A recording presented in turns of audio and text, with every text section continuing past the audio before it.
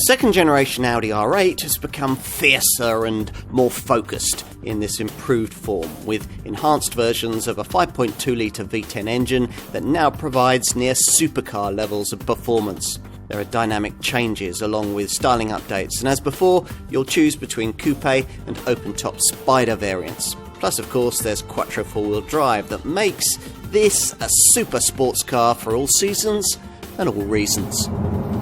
Time to drive it. Now, that engine comes mated to a 7-speed S-tronic automatic transmission. As before, it's offered in 2 states of tune. There's now 570 PS in its standard guise, or 620 PS if you go for the V10 performance variant that we're trying here. A car that in coupe form is capable of 62 miles an hour from rest in just 3.1 seconds on the way to 205 miles an hour.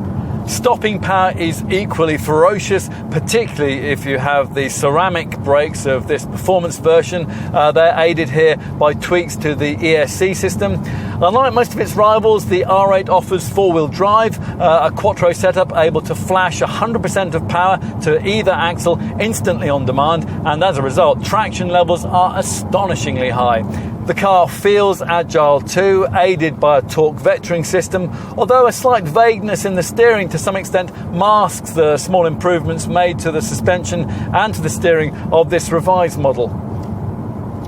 As usual with Audi, there's a drive select driving dynamic system, so you can tweak throttle response, steering feel, stability control thresholds and gear shift timings to suit the kind of progress that you want to make. It includes a special performance mode on this top version with graphics delivered via the customizable screen of the brilliant Audi Virtual Cockpit, which replaces the conventional instrument dials. The Drive Select setup can control the suspension too, if, as we would suggest, you find the extra for the Audi Magnetic Ride system. On commuting journeys, there is a level of urban manoeuvrability that really belies the relatively low seating position, and this second generation design's considerable width, all from a super sports model that has to still, when it's called upon, be able to deliver brutal performance, tremendous traction and quite astonishing agility. It is pricey to run, of course. Combined fuel economy for this V10 performance version is WLTP rated at a maximum of just 21.4 mpg with an NEDC CO2 figure of 298 grams per kilometre. But then you'd expect to have to pay for your pleasures. If you happen to be familiar with the original version of this Mark II R8, you'll immediately notice the changes that Audi has made as part of the mid-term refresh. The single-frame radiator grille has a wider, flatter line. The corner air inlets have been restyled.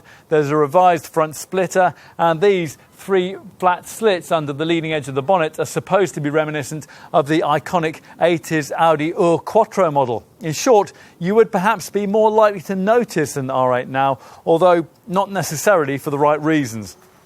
Getting in isn't as easy as it would be in a 911. Still, it is possible to enter in a more graceful manner than is the case with most models of this kind. And once inside, where there are almost no changes of the original version of this Mark II Type 4S model, you're introduced to what Audi calls a luxury-level racing atmosphere.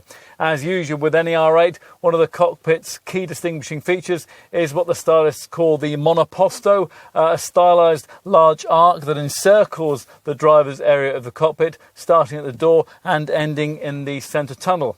Another distinctive touch lies with Ingolstadt's decision to dispense with a conventional centre dash screen and to package all the infotainment functionality into this 12.3-inch virtual cockpit instrument binnacle display, which completely replaces the usual set of conventional dials.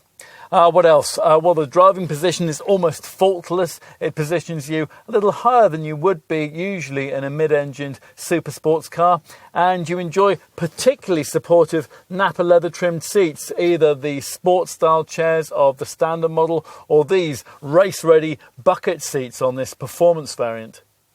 And beyond that, well, were we to be graduating into this car from a 911, we'd miss the little rear seats that Porsche gives you there. They're so useful for chucking a jacket or a designer shopping bag onto.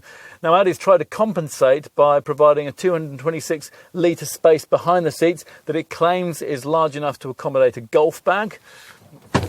You're certainly not going to fit anything like a golf bag in the boot. Given that huge engine display out back, the luggage bay, as in the 911, is at the front. At 112 litres in size, it's not very big at all. The appeal of this Type 4S second generation R8 has a lot to do with its engine. So it's just as well for Audi that the 5.2 litre V10 is such a glorious power plant. It reminds you that normal aspiration produces a level of aural entertainment that a turbo unit can never quite match. Audi has clearly benchmarked key competitors and blended Latin exclusivity with Teutonic day-to-day usability, creating a finished product that's difficult to beat if you want a car of this kind that you could drive every day. It's a very Audi supercar, and there is nothing quite like it.